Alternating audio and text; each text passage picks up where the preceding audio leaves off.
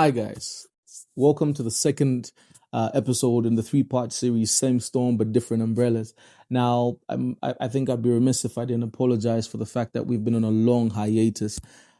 Things beyond our control, a bit of some technical glitches here and there, but my team and I are working tirelessly to make sure that that doesn't happen again. So I don't take your time for granted, and I don't take your attention for granted either. So thank you for tuning in to the second episode, and I hope you enjoy it. In 1969, children's television in the United States was at risk of losing government funding. So a quiet, soft-spoken man named Fred Rogers was invited to speak before the Senate. The senators expected numbers, budgets, and arguments. But instead, Mr. Rogers did something that was quite unusual. He began talking about children.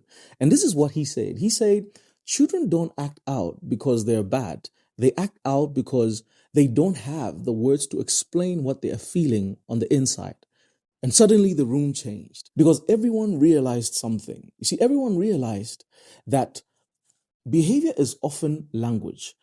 Then he explained how his program helped children put words to emotions like jealousy, fear, anger, and even sadness. One senator, visibly moved, responded, I think it's wonderful. Like you have earned yourself 20 million. This formula worked for Mr. Fred Rogers. The question is why? Well, this is because Fred Rogers shifted the focus from behavior to inner meaning, from what is the child doing to what is the child feeling but unable to express. And adults, as much as many of us wouldn't like to admit, are not so different from children.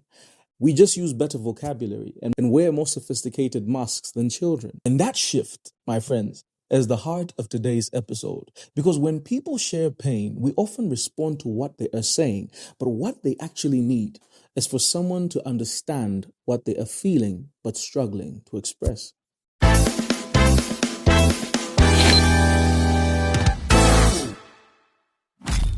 So how do you respond to pain without saying the wrong thing? Well, and this is where most of us struggle. Now, most of us struggle not because we don't care, but because we do care, but just don't know what to say. Someone opens up and they say something painful, and in that moment, something happens inside us. There is pressure to comfort, pressure to encourage, pressure to say something wise, something profound. And underneath it all is a quiet panic in silence, because helplessness is uncomfortable. None of us feel comfortable being helpless or feeling helpless. So we reach for advice, encouragement, theology, and solutions. Not always because they need it, but because we need relief from the feeling of powerlessness that grips us on the inside. And that pressure is where the problem begins, because our goal quietly becomes say the right thing to make them feel better, when the goal should actually be ask the right question so you can understand what this means to them. And here's where the problem is. You see, we often respond to the event while they are reacting to the meaning. Someone says, my colleagues at work are frustrating me. And internally we think that's normal, that's manageable, that's not a big deal. But we are evaluating the event. They are experiencing the meaning. I had to learn this personally, actually, the hard way. There were times my wife would share some distressing news about her situation at work, and internally I would think, why is this affecting her so much? So I would offer solutions, tell her not to overthink, try to make the problem smaller, not because I didn't love her, but because her distress made me feel powerless. And instead of sitting in the powerlessness, I tried to shrink her experience. Sometimes she would go quiet afterward, and I would assume that the conversation was over. But what actually happened was she no longer felt emotionally safe to continue the story. And that was painful to realize, because minimizing pain does not make people feel stronger, it makes them feel alone. The real issue is never just the workplace situation. The real issue was the meaning attached to it. And I never discovered the meaning because I wasn't listening. I was trying to fix. A fun fact is this: the Library of Medicine of the United States government released an article that actually showed that when somebody is listening to someone else narrate a story, it actually triggers the same neural circuits in their brain as are triggered when they're going through their own painful experience. A broad array of studies using fMRIs, EEGs, MEGs, TMS, and such, and even single Neuron recordings show that observing someone else in pain triggers activity in regions like the anterior insula and the anterior cingulate cortex that normally encode the affective dimension of one's own pain. In contrast, primary sensory areas such as the S1 are less consistently co-activated and seen engaged only when vivid sensory cues are present. These overlaps have been interpreted as shared representations or stimulations.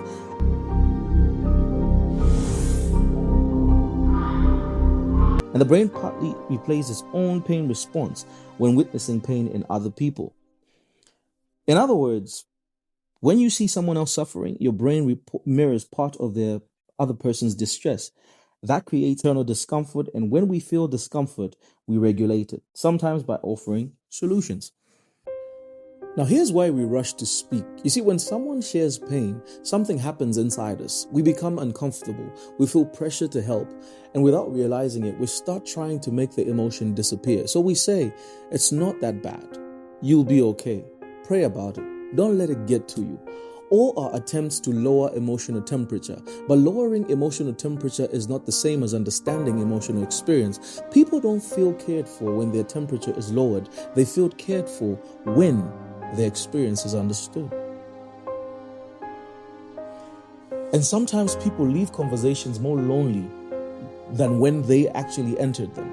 Not because nobody cared, but because nobody stayed curious long enough to understand them. And maybe you've done this too. I know I have.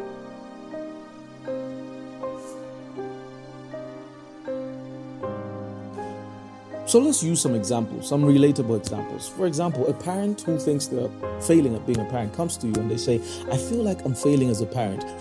Don't say you're doing great. All parents feel that way. Much as that might be true to some extent, but instead try to ask the question, what happened today that made you feel that way? Or perhaps somebody comes to you with a workplace situation and they say to you, my boss embarrassed me today in a meeting in front of everyone. Don't say, just ignore it, but instead try to say, what about that moment stayed with you? Like, what was the salient moment in that embarrassing ordeal that you went through?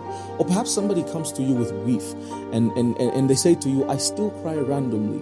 Resist the temptation to say, it's time to be strong now.